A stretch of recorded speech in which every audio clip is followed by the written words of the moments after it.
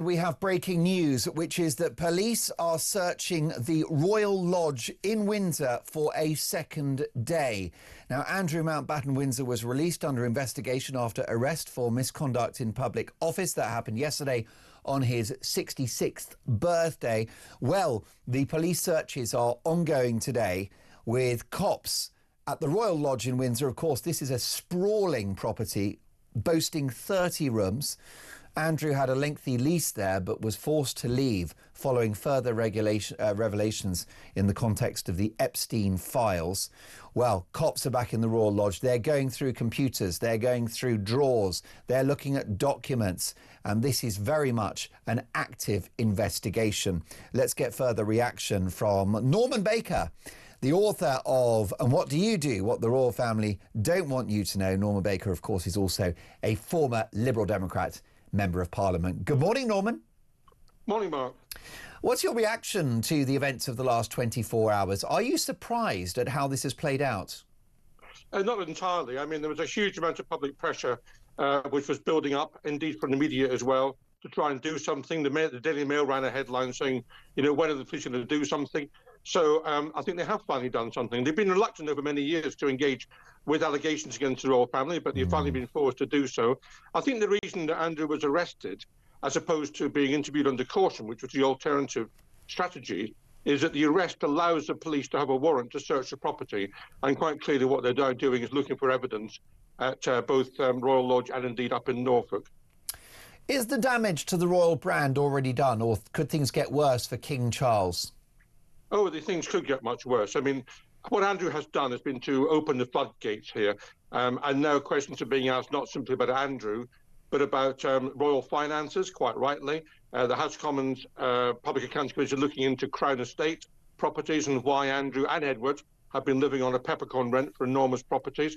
So a whole lot of questions which have been building up for many years, and which, by the way, I set out in my book, are now being actively looked at, not simply by the media, but by Parliament as well. So this has got a long way to run, and a whole lot of unpleasant material from the royal family's point of view is going to come out, I think.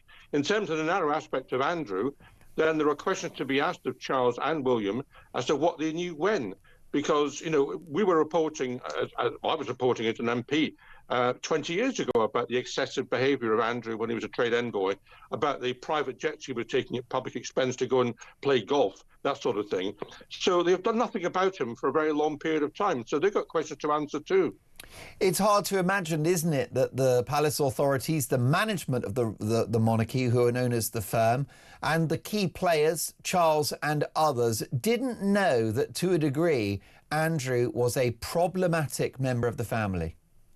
They did know, obviously they knew, and the strategy from the royal family always, throughout the decades, has been to try to smother things over and hope they'll go away. And that was a strategy they employed for quite a long period of time. When that didn't work, the second strategy was to say, this is Andrew, nothing to do with us, we're immune from this, ring-fence Andrew is a problem.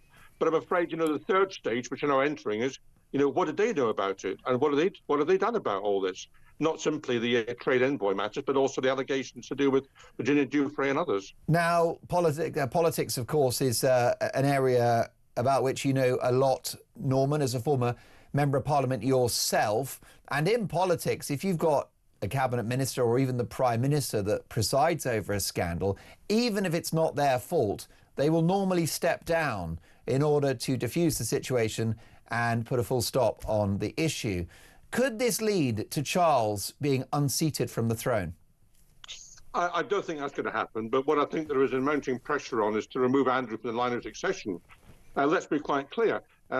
He's eighth in line to the throne. He's not likely to get there. But you know, in the event that Charles had died before William and Harry were born, we would now be having King Andrew I on the throne. So, you know, the system is not very perfect, is it? No, it isn't. And it would require a special act of Parliament and the agreement of Commonwealth nations. Do you think it will happen? I don't think Charles will be removed as a consequence of this, but I think the monarchy will have to amend its ways. Yeah. It will have to become more transparent, far more accountable. It will have to become better value for money from the taxpayer. He's going to have to recalculate and refabricate the firm in a way that he doesn't want to do, to make it much more like a European monarchy. If he doesn't do that, then my word of advice for him is the tree that doesn't bend will break. Yes, well, Andrew Mountbatten-Windsor denies all wrongdoing. He's not been arrested for anything surrounding Virginia Giuffre or any other allegation that followed the release of the Epstein files. Can I also bring you up to speed on another developing story, Norman? And it's a photograph published by the respected US media outlet TMZ. And it's photographs of Andrew, we understand, in the Royal Lodge on the Windsor estate with a young child, maybe 12 or 18 months of age, playing with a ball which is an exact replica of a female breast. Just your reaction to this? Well, we don't know who the child. I didn't know that picture before you've just introduced it, Mark, and I don't know we don't know who the child is, and nor should we know probably. But I mean, that's very tacky, isn't it? But I mean, Andrew is tacky. I mean, up at Royal Lodge, he had a toilet roll holder that played "God Save the Queen" when you pulled the paper. You couldn't make it up, could you? Norman, lovely to see you. Do join us again soon. It's been a long time since we spoke on the radio and the telly. Norman Baker is the author of What Do You Do?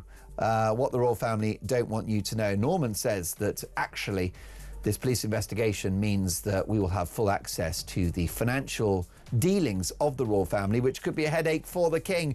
More to